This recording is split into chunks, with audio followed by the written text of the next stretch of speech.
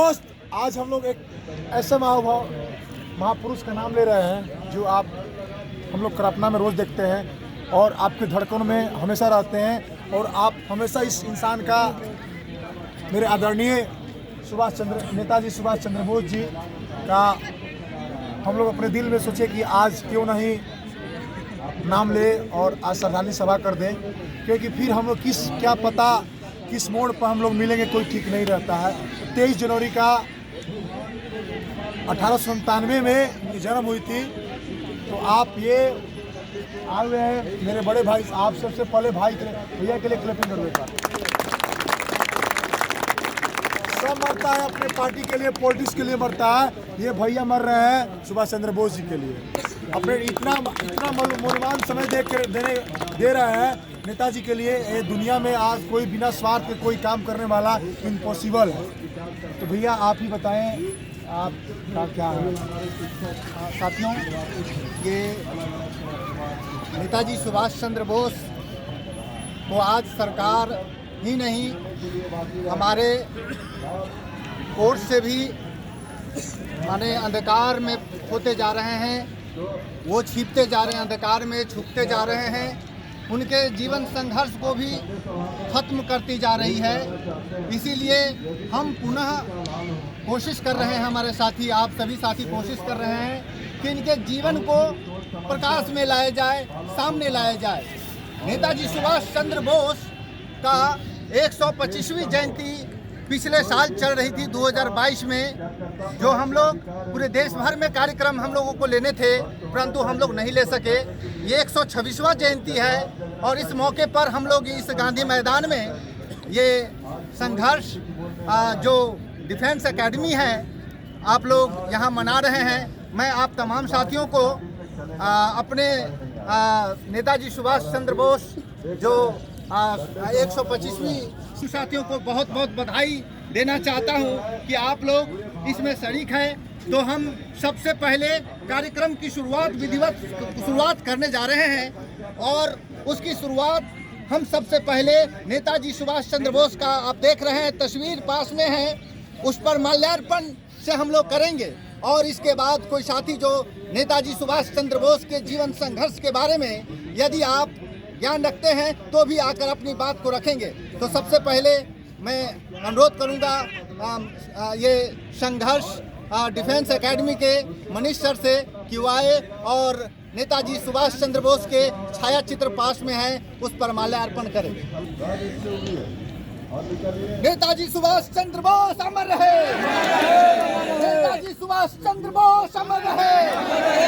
नेताजी सुभाष चंद्र बोस के जीवन संघर्ष से हम प्रेरणा लेंगे। इनकलाब जिंदाबाद। नेताजी सुभाष चंद्र बोस अमर रहे। नेताजी सुभाष चंद्र बोस अमर रहे। इनकलाब जिंदाबाद। इनकलाब जिंदाबाद। नेताजी सुभाष चंद्र बोस के जीवन संघर्षों को स्कूल कॉलेजों में फैला दो। इनकलाब जिंदाबाद। अब हम सभी साथियों से आग्रह करेंगे कि बारी बारी से आए और नेताजी सुभाष चंद्र बोस के छाया चित्र पर माल्यार्पण करें। और क्योंकि ये आपका बहुत ही बहुमूल्य समय आप अपने महान व्यक्ति के प्रति समर्पित कर रहे हैं, इसीलिए हम आप तमाम साथियों से आग्रह करेंगे। ऐसे बिरले समय होते हैं, ऐसे बहुत कम समय होते हैं जब हम ऐसे महान व्यक्तियों को याद कर रहे होते हैं। ये इतिहास में एक याद रखा जाएगा। नेताजी सुभाष चंद्र बोस के इतिहास में ये जो इतिहास है, इतिहास को हम लोग पुनः दोहराएंगे और हम आग्रह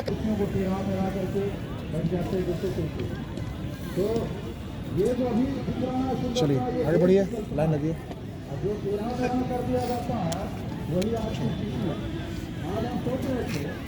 गल पड़ी हो गया, आप इधर से आइए, थोड़ा कदम ताल फर्स्ट कीजिए, जल्दी जल्दी।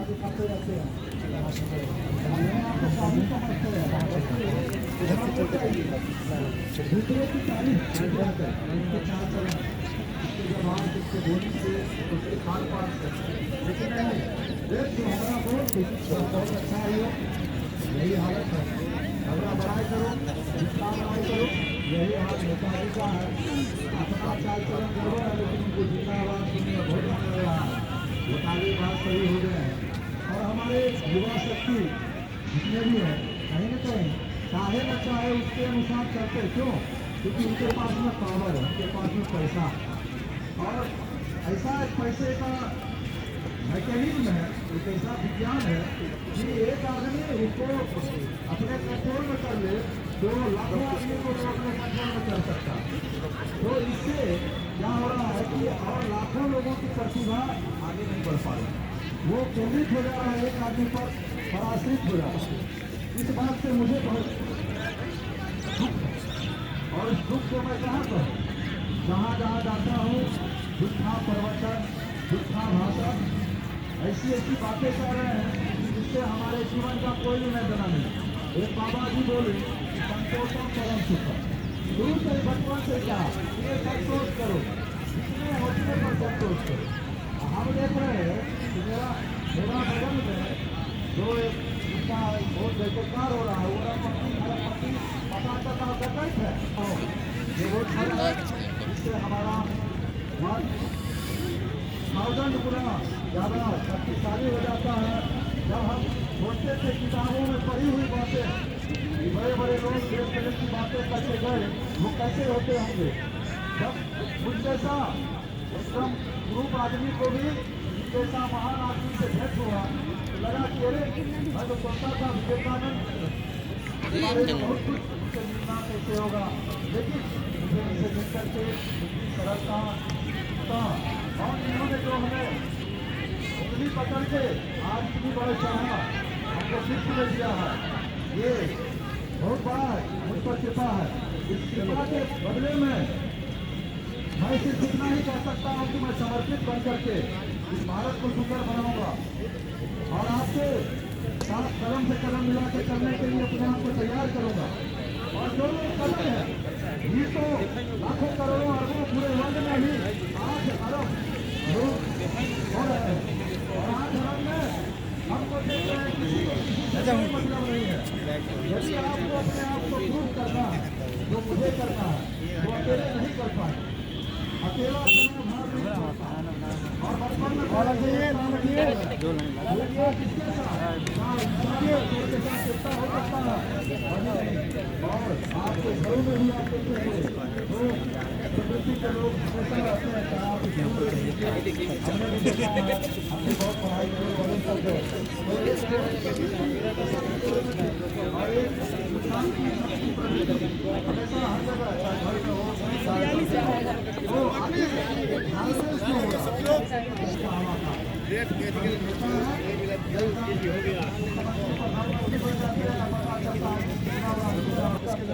साथी संघर्ष डिफेंस एकेडमी के साथी दीपक कुमार जी आपके बीच नेताजी सुभाष चंद्र बोस के जीवन संघर्षों के ऊपर अपनी बात रखेंगे।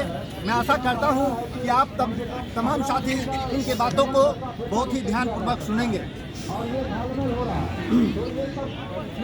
देश में नेता तो बहुत है, लेकिन नेताजी एक ही है, वो है हमारे आदरणीय सुभाष चंद्र बोस जी। इनका जन्म 23 जनवरी 1897 को उस समय पश्चिम बंगाल के उड़ीसा प्रांत के कटक में हुआ था। इनकी बचपन से ही बहुत प्रतिभाशाली थे और उन्होंने उस समय में ICS की परीक्षा कंप्लीट की, लगभग हमारे समझ से 22 वर्ष की अवस्था में। और उसके बाद जब इन्होंने ब्रिटिश रूल की अव्यवहार्यता को देखी तो इन्होंने उस नौकरी को एक सहजे लफ्जों में कहें तो हम लात मार कर ठुकरा दें। और उस समय देश के स्वतंत्रता संग्राम में इन्होंने अहम योगदान दिया। इस बात से हम उनका परिचय दे सकते हैं कि कांग्रेस के अधिवेशन में जब उस समय कांग्रेस धर्म दल और नरम दल में डिवाइड हो गया था, उस समय इन्होंने गांधी जी आदरणीय व्यक्तित्व के धनी आदमी हैं, लेकिन उनके अगेंस्ट जाकर जब कांग्रेस के सीता पट्टा भैया के अपोजिट में खड़े हुए कि बहुमत से कांग्रेस के अध्यक्ष निर्वाचित हुए। तत्पश्चात गांधी जी के विरोध के पश्चात इन्होंने इस्तीफा दिया और उसके बाद जो है तो डॉक्टर राजेंद्र प्रसाद जो हमारे बिहार से रहने वाले हैं उनको उस पद पर चयनित किया गया। इन सब बातों को अगर हम साइड रखते हैं तो ये एकमात्र व्यक्ति थे जो अफगानिस्तान के रास्ते रसिया होते हुए जर्मनी पहुंचे। और जब वो उस समय पूरे विश्व के जबरदस्त लीडर हिटलर से मिले तो उन्होंने इन्हें लीडर नेताजी की उपाधि प्रदान की थी और तत्पश्चात हम लोग इन्हें नेताजी के नाम से घोषित करते हैं। उसके बाद इन्होंने सन 1943 ईस्वी में आज़ाद हिंद फौज की स्थापना सिंगापुर में की और उन्होंने एक दहाड़ते हुए बाघ का चित्रण अपने तिरंगे पर, अपने झंडे पर किया। और उसके बाद उन्होंने 3 ब्रिगेड स्थापित की, जिसमें सुभाष ब्रिगेड, और गांधी जी कितना आदर करते थे कि उन्होंने उनके नाम पे भी गांधी ब्रिगेड नाम रखा और उस समय महारानी लक्ष्मीबाई के नाम पे भी एक ब्रिगेड रखा गया। और उसके बाद इन्होंने मेघालय, शायद मेघालय के रास्ते होते हुए आज़ाद हिंद फौज को भारत में प्रवेश दिलाया, आजाद मतलब मणिपुर और मेघालय के रास्ते होते हुए, और एक दहाड़ते हुए सेना को भारत में प्रवेश करवाया। और उसके बाद इनका अहम योगदान है, जितना हम अपेक्षा भी नहीं कर सकते हैं, हमें याद भी नहीं है कि हम इनका वर्णन किन शब्दों में करें।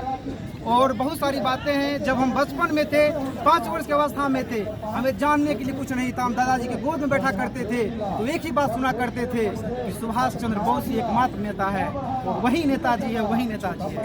इनके नाम पे आज बहुत कुछ चल रही है और हमारी सरकार, चाहे वर्तमान सरकार हो चाहे भूतकाल की सरकार हो, सब ने इनका आदर किया है और हम लोग करते रहेंगे। और हम जब तक जिंदा रहेंगे, हमारे पूर्वज रहे, चाहे हम रहे, चाहे हमारे आने वाली संतति रहे, हमें इनको कभी नहीं भूलना है। हमें याद ही, भूलना क्या है, हमें ये हमेशा याद ही रहेंगे अपने कर्मों से। जय हिंद। तो आज बड़ा खुशी का पल लगा कि हमारे एकेडमी में सुभाष चंद्र बोस जी का जन्म तिथि मनाया गया और श्रद्धांजलि सभा किया गया, पुष्पांजलि किया गया। इस पल को, इंसान ये मोमेंट डे को हम लोग कभी भूल नहीं सकते हैं। और सभी से मैं ये जरूर आगाह करूँगा कि आप लोग फेसबुकिया प्रचार छोड़िए, हकीकत जीवन जिए। फेसबुक पे जितना कुछ नहीं जाता है, 5 मिनट 2 मिनट समय जाता है, पुष्पांजलि सभा कर दिया, ये कर दिया, लेकिन जितना देखो, जितना फेसबुक लोग डालते हैं ना, तो तुम लोग को खाली तुम लोग को आपस में लड़ा रहे हैं। आज इनको आदर्श मानो या इनको आदर्श मानिएगा, आपकी जीवन बदलेगी। जय हिंद, जय भारत, भारत माता की जय। सुभाष चंद्र बोस अमर रहे, सुभाष चंद्र बोस अमर रहे, भारत माता के वंदे वंदे वंदे। जय हिंद, जय भारत, भारत माता की जय।